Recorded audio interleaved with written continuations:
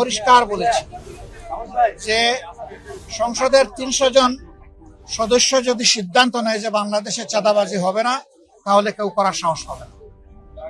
কিন্তু এরাই যদি আশ্রয় প্রশ্রয় দেয়, তাহলে চাঁদাবাজি বন্ধ করা অসম্ভব। আমরা এদেশের নাগরিক, দেশে বর্তমানে একটা সরকার প্রতিষ্ঠিত আছে, একটা সংসদ প্রতিষ্ঠিত হয়েছে, আমরা বিরোধী দলে বসেছি, সরকারি দলে বিএনপি আছে। আগের থেকেই বাজার অস্থির, ইদানিং মনে হচ্ছে আরো একটু বেশি অস্থির। কেন অস্থির? মাঝখানে জ্বালানি সমস্যা ছিল, তার সাথে চাঁদার যন্ত্রণা ছিল, এই দুইটা মিলেই বাজার অস্থির হয়। এটাও আমরা জানি যে ঘাটে ঘাটে সিন্ডিকেট, এটাও আমরা জানি এই যে একটা বিশাল আড়ত মার্কেট আছে, এখানে যে দোকানগুলো আছে, দোকানগুলা স্বস্তিদায়ক ভাবে যারা ব্যবসা করে তারা পায় না। এখানেও দখলদারিত্ব আছে, এখানেও নীরব চাঁদাবাজি আছে, কিন্তু মুখ ফুটে কেউ কথা বলতে চায় না, সবার মুখ চেপে রাখা হয়েছে। কারা করে এই চাঁদাবাজি? আফ্রিকার জঙ্গল থেকে এসে কেউ করে না, এখানেই আমাদের সাথে চলাফেরা করে, উঠা বসা করে, বসবাস করে এই লোকেরা এগুলা করে। তাদের পরিচয় আমরা সবাই জানি। আমরা চাই চাঁদাবাজিটা বন্ধ হোক। আমরা গভীরভাবে যেটা বিশ্বাস করি, জায়গায় জায়গায় মধ্যস্বত্বভোগী, সিন্ডিকেট এবং চাঁদাবাজির কারণে এখানে যারা ব্যবসায়ী আছে তারাও কিন্তু ভালো ব্যবসা করতে পারে। আমরা যারা মুক্ত আছি, আমরা ন্যায্য মূল্যে আমাদের পণ্যগুলা পাই না। কৃষক তার উৎপাদিত মূল্যের ন্যায্য মূল্য পায় না, মাঝখানে অন্যদের পেটে ঢুকে যায়।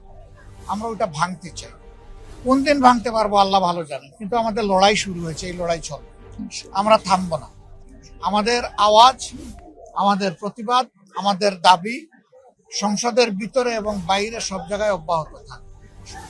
এই দেশটা আমরা সবাই মিলেই ভালো করতে পারবো, একা কেউ পারবে না, একা কোনো দলও পারবে না। জনগণের সহযোগিতা দরকার। দেশ তো জনগণের জন্য, দেশ জনগণের, দেশের মালিকও জনগণ, আর দেশ হচ্ছে জনগণের জন্য। এই জন্য জনগণের জন্য আমাদের লড়াই সংগ্রাম ইনশাআল্লাহ অব্যাহত থাকবে। বর্তমান সরকার স্বাভাবিকভাবে যখন দায়িত্বভার গ্রহণ করেছে, আমরা প্রায় প্রত্যেকটি সেক্টর খুব ভঙ্গুর অবস্থায় পেয়েছি। একটি যুদ্ধবিধ্বস্ত দেশে যখন দেশের জনগণ যখন যাত্রা শুরু করে, যুদ্ধবিধ্বস্ত দেশে সরকার যখন যাত্রা শুরু করে, সেরকম একটা অবস্থার মধ্যে আমরা এই দেশটিকে পেয়েছি। স্বাভাবিকভাবেই বর্তমানে দায়িত্ব থাকার কারণে আপনাদের সাথে যেরকম সরাসরি কথা বলার সুযোগ হচ্ছে, আপনাদের বিষয়গুলো জানার সুযোগ হচ্ছে।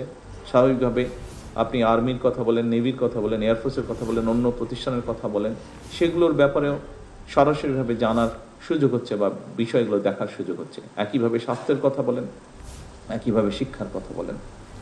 কয়েকদিন আগে আমার কাছে অডিটর জেনারেল সাহেব এসেছিলেন। এটি আমি রাজনৈতিকভাবে উপস্থাপন করছি না, আমি বাস্তবতা তুলে ধরছি। আমি কাউকে রাজনৈতিকভাবে দোষারোপ করছি না। এদেশের নাগরিক আপনারা এদেশে বড় হয়েছেন, আপনাদের সন্তানরাও এদেশে বড় হচ্ছে, সেজন্যই আমি কথাগুলো তুলে ধরছি, একজন নাগরিক হিসাবে নয়। অডিটর জেনারেল সাহেব যখন আসলেন, উনি আমাকে কতগুলো ওনাদের রিপোর্টের অনেকগুলো বিষয় তুলে ধরলেন। কিছু কিছু পরে আমি দেখলাম পত্রিকাতেও এসছে। খুব সম্ভবত সেক্রেটারিয়েটে আপনাদের কারো অনেকেই ধারণা আছে, বিশেষ করে যারা ওই এলাকাতে কাজ করছেন বা আপনারা মনিটর করছেন সব কিছু দেখছেন। আপনার ধারণা আছে যে আমার অফিস থেকে সেক্রেটারি যে অফিসে আমি বসে, এখান থেকে বের হলেই সাংবাদিকরা নিচে থাকে, যেই বের হচ্ছেন তাকে জিজ্ঞেস করেন। খুব সম্ভব সেভাবেই বোধহয় কথাটা বের হয়েছে। অডিটর জেনারেল সাহেব আমাকে অনেকগুলো বলার মধ্যে আমি খুব আশ্চর্য হয়েছি। আগে পত্রিকায় পড়েছিলাম, স্বাভাবিকভাবে পত্রিকায় ওভাবে না থাকলে অডিটর জেনারেল যেহেতু অডিট করেছেন, পরিষ্কারভাবে দিয়েছে, কথাগুলো ফুটে উঠেছে বা বেরিয়ে এসেছে, উনি যেহেতু ইনভেস্টিগেট করেছেন। রূপপুর সম্পর্কে উনি বলেছিলেন আমাকে যে রূপপুরে স্বাভাবিকভাবে যে প্রজেক্ট হয়েছে, সেখানে ফুল ফার্নিশ কোয়ার্টার তৈরি করা হয়েছে বিদেশি যারা আসবে তাদের জন্য। সেখানে বালিশ যখন কেনা হয়েছে, সেই বালিশের দাম ধরা হয়েছে ৮০,০০০ টাকা। আপনি একজন স্বাভাবিক মানুষ হিসেবে চিন্তা করতে পারেন কখনো কোনো বালিশের দাম পৃথিবীতে ৮০,০০০ টাকা হতে পারে? অস্বাভাবিক একটি ব্যাপার। সেখানে ফার্নিচার যেহেতু ছিল, ড্রেসিং টেবিল কেনা হয়েছে, এটি অডিটর জেনারেল সাহেবের কথা। যে ড্রেসিং টেবিল ওনার ধারণা 30-35 হাজার টাকার দাম, সেই ড্রেসিং টেবিলের দাম ধরা হয়েছে 4 থেকে 5 লক্ষ টাকা।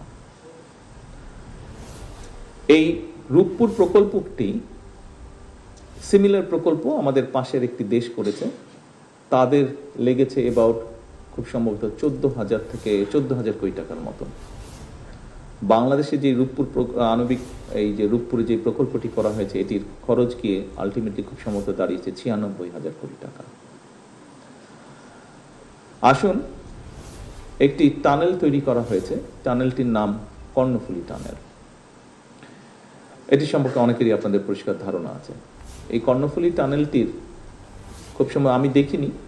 কর্ণফুলী টানেলটি, এটা মিনিস্টার সাহেব বলতে পারেন, বোধহয় পার হয়ে গিয়ে ওপারে গেলে বোধহয় একটি জায়গায় কতগুলো খুব স্ট্যান্ডার্ড বেশ লাক্সারিয়াস সর্ট অফ অ্যাপার্টমেন্ট বা বিল্ডিং তৈরি করা হয়েছে, যার কোনো প্রয়োজন ছিল না। এখানে কয়েক শত কোটি টাকা খরচ হয়েছে। একই সাথে ওনার ইনভেস্টিগেশনে বেরিয়ে এসেছে যে কর্ণফুলী টানেল এর বের হওয়া বা ঢোকার আগে দুপাশে গাছ লাগানোর কথা, উনি কোনো গাছ পাননি। এই গাছের জন্য 50 কোটি টাকা তুলে নিয়ে চলে গিয়েছে, অথচ উনি কোনো গাছ পাননি। আচ্ছা, এবার বলি একটি ডিস্ট্রিক্টের কথা, পিরোজপুর ডিস্ট্রিক্ট। পিরোজপুর ডিস্ট্রিক্টে 3টি আসন, 3টি আসনের 3 জন সংসদ সদস্য এই সংসদ চলাকালীন সময় আমার কাছে এসেছিলেন কথা বলবেন। আমি খুব সংক্ষেপে শোনার পরে আমার মনে পড়লো যে কয়েক মাস আগে, আর 7-8 মাস আগে মনে হয় ঘটনাটি পত্রিকায় পড়েছিলাম, কিছুটা ধারণা ছিল আমার। তো আমি বললাম যে সংসদ চলছে, ব্যস্ত আপনারা সবাই, আমরা ব্যস্ত, শেষ হলে আমি আপনাদের সময় দিচ্ছি। শেষ হওয়ার পরে গত এক সপ্তাহ আগে আমি ওনাদেরকে টাইম দিয়েছিলাম, এটিও পত্রিকায় এসেছে, পরের দিন আমি নিজেও দেখলাম পত্রিকায় এসেছে। যাই হোক, পিরোজপুর জেলা, অনেকেরই হয়তো সেখানে আপনারা গিয়েছেন আপনাদের দায়িত্ব পালন করার সময় বা দায়িত্ব পালন করেছেন। এলজিআরডি মন্ত্রণালয়ের ব্যাপারে ওনারা এসেছিলেন। স্বাভাবিকভাবে এলজিআরডি যেহেতু ভিতরে রাস্তাঘাটগুলো তৈরি করে মানুষের কষ্ট হচ্ছে, গত প্রায় 1 বছর ধরে কাজ সব বন্ধ আছে, উন্নয়ন কাজ, ফলে মানুষের চলাচলে অসুবিধা হচ্ছে। সেজন্যই ওনারা এসেছিলেন যে কি করে কাজ শুরু করা যায়। আমি ওখানে সেক্রেটারি ছিলেন, মিনিস্টার ছিলেন। আমি কথা বলতে গিয়ে জানতে পারলাম যে সেখানে শুধু এলজিআরডি একটা মিনিস্ট্রি থেকে 3500 কোটি টাকা নাই হয়ে গিয়েছে, শুধু কাগজ দেখিয়ে টাকা নিয়ে চলে গেছে, কোনো কাজ হয়নি। জাস্ট উপরে কোনো রকম একটা লোক দেখাতে হবে একটা কিছু করেছে, 3500 কোটি টাকা গায়েব হয়ে গেছে, নেই। এবং লিটিগেশন হওয়ার কারণে সব কাজ বন্ধ হয়ে আছে। এইটা নিয়েই সমস্যাটা, কিভাবে এই সমস্যাটাকে, জটটাকে ছুটিয়ে মানুষের জন্য কাজ করা যায়, রাস্তাঘাট নির্মাণ করা যায়। একটি ডিপার্টমেন্ট থেকে 3500 কোটি টাকা, এবং কথা প্রসঙ্গে তখন আমি জানতে পারলাম আরো কয়েকটি ডিপার্টমেন্ট মিলিয়ে একটি জেলাতে 6,000 কোটি টাকা নেই। এই কয়েকটি ঘটনা অডিটর জেনারেল এবং এই যে পিরোজপুরের ঘটনাটি আপনাদের সামনে আমি এই জন্য তুলে ধরলাম। এরকম আরো অনেক ঘটনা আছে, ঘটনাগুলি ঘটেছে, বাট বাস্তবতা হচ্ছে বাস্তবতাই। আমরা ছেলেও বাস্তবতাকে আমরা পাশ কাটাতে পারবো না, নিতেই হবে আমাদেরকে। এই কথাগুলো বলার কারণ হচ্ছে যে আপনারা আপনাদের কতগুলো সমস্যার কথা বলেছেন, আবাসন সমস্যার কথা বলেছেন, ট্রান্সপোর্টেশনের কথা বলেছেন, আপনারা আইটির জন্য যেটা এখানে একটি নতুন ইউনিটের কথা বলেছেন, এগুলোর জন্য অর্থ প্রয়োজন। দেখুন, আমি বা মিনিস্টার সাহেব আমরা যেই দায়িত্বে বসে আছি, আমরা কিন্তু চাই আপনাদের এই সমস্যাগুলো সমাধান করার জন্য, অন্তত অ্যাড্রেস করার জন্য আমরা চাই। স্বাভাবিকভাবে কেন আমরা চাইবো না? আমরা যদি এই সমস্যাগুলো সমাধান করতে পারি, আপনারা আপনাদের যে নিত্যদিনকার সমস্যা, মানুষকে বেটার সার্ভিস দেওয়ার, সেটা আপনারা বেটারভাবে অ্যাড্রেস করতে পারবেন। কিন্তু এই লিমিটেশনের জন্য, আপনারা অনেক লিমিটেশনের জন্য হয়তো আশানুরূপ সার্ভিস দিতে পারছেন না। আমি যে ঘটনাগুলো বলছি তার মাধ্যমে আমি বলতে চাইছি যে আমরা কাজগুলো করতে চাইছি, কিন্তু এই যে 4 গুণ দামে রূপপুর আণবিক নিউক্লিয়ার পাওয়ার রিঅ্যাক্টর তৈরি করা হলো, এটির পয়সার যে ঋণ যে শোধ করতে হবে, এটি তো এখানে উপস্থিত প্রত্যেকটা মানুষের মাথার উপরে এসে এই ঋণ পড়েছে।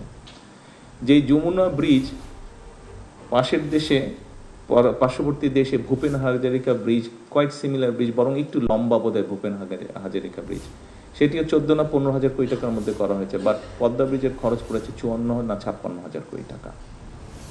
কিন্তু আলটিমেটলি তো এখানে উপস্থিত প্রত্যেকটা মানুষ সহ 20 কোটি মানুষের উপরে এই ঋণের বোঝা এসে পড়ছে। আজকে যদি এই অপ্রয়োজনীয় খরচগুলো না হতো, তাহলে আপনাদের সহ আর্মির বলেন, এয়ারফোর্সের বলেন, নেভির বলেন, সহ শিক্ষা বলেন, স্বাস্থ্য বলেন, প্রত্যেকটি ক্ষেত্রে আমরা আরো বেটার কিছু করতে পারতাম। আমরা অনেক বেটার কিছু করতে পারতাম। বাট আমাদেরকে যেমন করতে হবে, আমরা অ্যাভয়েডও করতে পারবো না, এটাও বাস্তব। দাকবে সেরা kindergarten school children park pre cadet স্কুলে হয়ে গেল মা সম্মাননা অনুষ্ঠান। বিস্তারিত জানাচ্ছিলেন মোহাম্মদ শামীম হোসেন, স্টাফ রিপোর্টার, খুলনা থেকে। অভিযান নিউজ টিভির সাথে আছি আমি সাদি আরফিন ভাবনা। বিশ্ব মা দিবস 2026 উপলক্ষে 11 মে সোমবার দাকব উপজেলার সেরা kindergarten school children park pre cadet স্কুলে হয়ে গেল মা সম্মাননা অনুষ্ঠান। স্কুলের প্রতিটি সন্তান তার স্নেহময়ী মাকে ফুল দিয়ে সম্মাননা ও ভালোবাসা প্রকাশ করে। তখন মায়ের আবেগে আপ্লুত হয়ে পড়ে। তাদের সবচেয়ে মূল্যবান সম্পদ তাদের সন্তানকে জড়িয়ে ধরে আদর করতে থাকেন। দৃশ্যটি খুব প্রাণবন্ত হয়ে ওঠে। মা ও তার সন্তানের মধ্যে নিঃস্বার্থ ভালোবাসার একটি আবেগঘন পরিবেশ তৈরি হয়। এই মহতী অনুষ্ঠানে প্রধান অতিথি হিসেবে উপস্থিত ছিলেন রেক্সোনা আক্তার উপজেলা প্রাথমিক শিক্ষা কর্মকর্তা। কল্পনা সেন রত্ন গর্ভা মা হিসেবে দুজন মাকে বিশেষ সম্মাননা দেওয়া হয়। তারা হলেন পিঙ্কি তরফদার ও পার্বতী গোলদার। এই দুজন শিক্ষার্থী 2025 সালের বাংলাদেশ কিন্ডারগার্টেন অ্যাসোসিয়েশন কর্তৃক আয়োজিত বৃত্তি পরীক্ষায় সমগ্র বাংলাদেশের মধ্যে দ্বিতীয় ও তৃতীয় স্থান অধিকার করে children park pre cadet school সহ দাকব উপজেলার সুনাম বয়ে নিয়ে আসে।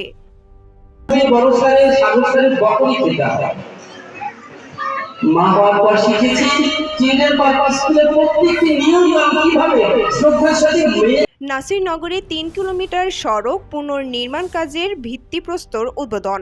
বিস্তারিত জানাচ্ছিলেন সাদেক চৌধুরী ব্রাহ্মণবাড়িয়া থেকে। অভিযান নিউজ টিভির সাথে আছে আমি সাদি আরফিন ভাবনা। গ্রামীণ অবকাঠামো সংস্কার কর্মসূচির আওতায় ব্রাহ্মণবাড়িয়ার নাসিরনগর উপজেলার ধর্মণ্ডল ইউনিয়নে 3 কিলোমিটার সড়ক পুনর্নির্মাণ কাজের ভিত্তিপ্রস্তর উদ্বোধন করা হয়েছে। মঙ্গলবার দুপুরে দৌলতপুর মেইন রোডের মলাই মিয়ার বাড়ি থেকে শাইয়াউক সরকারি প্রাথমিক বিদ্যালয় হয়ে বড় বাড়ি জামে মসজিদ পর্যন্ত এ সড়ক পুনর্নির্মাণ প্রকল্পের উদ্বোধন করা হয়। উদ্বোধনী অনুষ্ঠানে প্রধান অতিথি হিসেবে উপস্থিত থেকে ভিত্তিপ্রস্তর স্থাপন করেন স্থানীয় সংসদ সদস্য এম এ হান্নান। দুর্যোগ ব্যবস্থাপনা অধিদপ্তর ও দুর্যোগ ব্যবস্থাপনা ও ত্রাণ মন্ত্রণালয়ের বাস্তবায়নে আয়োজিত অনুষ্ঠানে সভাপতিত্ব করেন নাসিরনগর উপজেলা নির্বাহী কর্মকর্তা শাহিনা নাসরিন। এ সময় উপস্থিত ছিলেন উপজেলা বিএনপির সাধারণ সম্পাদক কে এম বসির উদ্দিন তুহিন, বিএনপির স্থানীয় নেতৃবৃন্দ, জনপ্রতিনিধি এবং এলাকার গণ্যমান্য ব্যক্তিবর্গ। অনুষ্ঠান শেষে মাদক বিরোধী এক সচেতনতামূলক সেমিনার অনুষ্ঠিত হয়। বক্তারা যুব সমাজকে মাদকের ভয়াবহতা থেকে রক্ষা করতে সকলকে ঐক্যবদ্ধভাবে কাজ করার আহ্বান জানান। আপনারা সবাই উপকৃত মনে করা সম্ভব। আমার কোনো মানে খারাপ কাজের লোকজন এই রাস্তা ধর্মণ্ডল দৌলতপুর থেকে শায়াও গ্রাম পর্যন্ত